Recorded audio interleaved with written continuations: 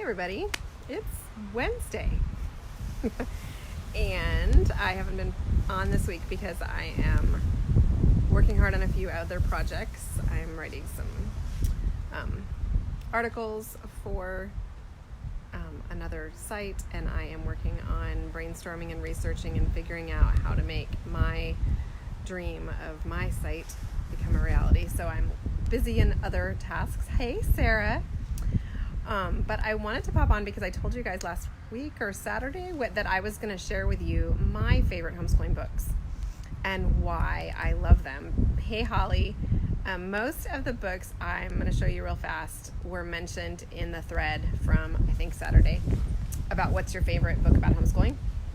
But I wanted to add my personal opinion on when you should read these books, because I love these books, but they are kind of each designed for a different place, and it's hard sometimes to just pick up a book and be like, oh, I need to read this will be awesome for me right now, and then go, I don't know if this is awesome for me right now. An example to that is that when I was a new homeschooling mom, I read A Mother's Rule of Life. Fabulous book, lots of wonderful ideas, but I was immediately like, I must do it this way, and I must dive in, right? And I did all that, and then I was instantly frustrated because I had 2 small children and no husband help because he was in law school, and I melted down. So I then read A Mother's Rule of Life 10 years later when things were going okay, but I felt like I needed a little more consistency and structure, and that's when it really hit me. So that's why I'm going to real quick share these books and tell you why I like them. Sarah, anybody else losing the days? Yes, it is Wednesday. I started this by saying that, and I'll say it again. Thank goodness it's Wednesday. I'm totally losing the days. I have no idea where we are. I'm losing the time now too. I'll look at the clock and be like, oh wait, what? It's 4, 5? I don't know. Leslie's gonna catch the replay. I know, kids are noisy. It's okay. I'm sorry. Kids are really noisy, and I'm running around all day, especially today, going, quiet feet and quiet voices, because Dad's on a call, and that's just a whole nother ballgame. We're all doing this, right? But I was thinking about how I'm trying to, rabbit trail. I was thinking about how I'm trying really hard to have my kids still stick to what they need to do and stick to the routine, like the general routine. I mean, it's thrown out, a lot of it's thrown out the window, even though they don't have like their classes and our places to go and things to do. And I'm like, they still need to like keep up with things. And then I was realizing, like, what am I doing? I'm kind of aimlessly like going like this. So that's when I really this weekend started plowing into some of my ministry work and figuring some of that out, and it's just kind of taking my focus. But I really want to kind of focus myself, because I kind of have a rhythm for the kids now with this staying at home thing. But I don't think I'm really doing everything I should be doing. Although it's been good to get the basics down. Okay, so the books. I totally rabbit trailed there. Back to this. I'll have everybody jump to this point who really just is interested in the books. Okay, so the first book I'm going to recommend, I actually don't know if it was in that thread, and if it was, I probably put it on there. But it is Teaching in Your Tiara by Rebecca Freck. I know Rebecca personally. She's a fabulous lady, and she's a Catholic homeschooling mom. And this book is for the moms who are just getting started or just considering homeschooling. It is written in a Q&A, question and answer format. And the idea is it's basically like sitting down with Rebecca or anybody else, because there's so much goodness in here that I would say most of this, but she's even teaching me now. And asking all the questions you could possibly ask. And so she covers, I was going to tell you really fast, she covers deciding to do it, talking to Dad about doing it, answering Dad's questions, talking to family and friends, curricula, and she mentions specifically a lot of Catholic curricula because she's Catholic. What supplies do I need? What about learning styles, homeschooling with different ages, high school, co-ops, support groups, socialization, mistakes we make, special learning, keeping up with the housework, and maintaining your identity. But it's all Q&A, so you can skip around, you can look at whatever suits you, but it's just a lovely guide for getting started and figuring this whole thing out about what homeschooling really is like. Okay, I'm going to talk forever if I keep going. Then, if you've been doing this a while, and or maybe even if you haven't been doing it a while, but if you've been doing it a little bit, but you're having a hard time just kind of planning things, maybe you didn't purchase that box set with all the lesson plans, or maybe you did, but implementation is tricky for you, and you just need somebody to walk you through the steps of like, how do I do this? Okay, that's when you get Plan Your Year by Pam Barnhill. This book is fabulous. Hey, Blair! And this book is for when you want to have more of a plan for what you're doing each day, and maybe you're having a hard time implementing whatever curriculum you chose. There's some stuff in here about choosing curriculum too, but it's more about, okay, what is your daily plan going to look like? What is your weekly going to look like? What things do you need to consider in homeschool planning? And she calls it Homeschool Planning for Purpose and Peace. So this is what that's for. This is for K through 12 homeschool moms. This didn't come out until I was already homeschooling a high schooler, but helped me so much just refine things and really focus things. And every year that I have used this method has been the best year yet. So every homeschooling year I feel better because I've gone through this process in the summer. And you don't have to do it in the summer. If you're not a summer breaker, you can do it kind of throughout the year. But that's when you read this book. Okay.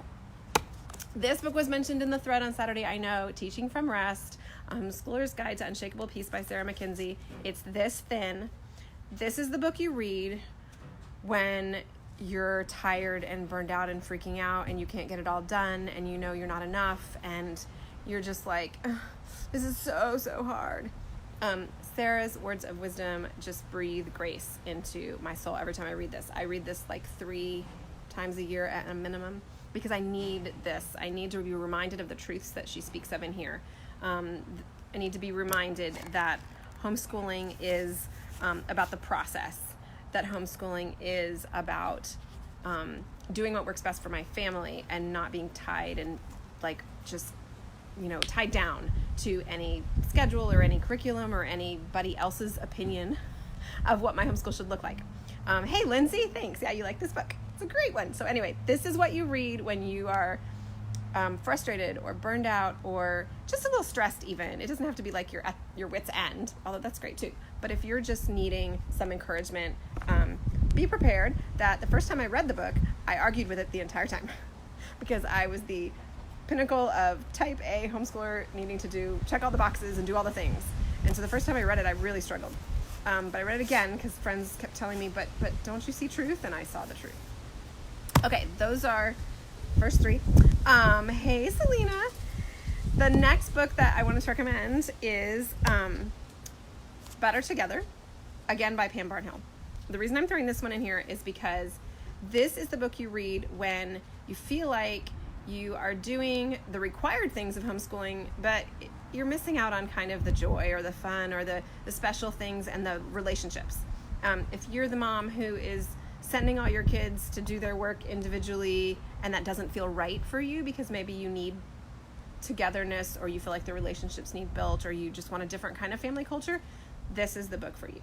This walks you through designing a morning time, circle time, group time of learning with your kids. And there's so many good ideas in here, and it's something that anybody can do no matter what curriculum you use, to just add on this time of beauty. And it brings peace and it brings prayer and faith into your life as a homeschooler. So this is the book you read when you are doing okay, but you just want to add something a little more meaningful to you and to your kids all together. And this is a book that most of these books came out in the past 10 years. This book came out when I had my first high schooler, and even the middle schooler. They would take their work and go off and do their work, and they still do. But morning time brings us together so that we can still pray together, maybe read some poetry together, and have that discussion on scripture or current events or whatever we need to do all together. So that's when you read that. Okay, last book that I'm going to share, I haven't read yet. This is funny. This one is The Brave Learner by Julie Bogart. I've read lots of what Julie has written. Selena loves morning time. Oh, morning time is the glue of your family. Yeah, glue is a really good way to describe that. So The Brave Learner by Julie Bogart is on my stack.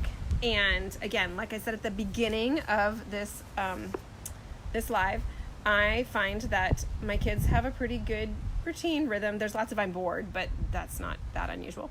But I don't, and I'm not really kind of getting into the things that I could and should be doing or would normally be doing if we were just, out and about and doing all our routines.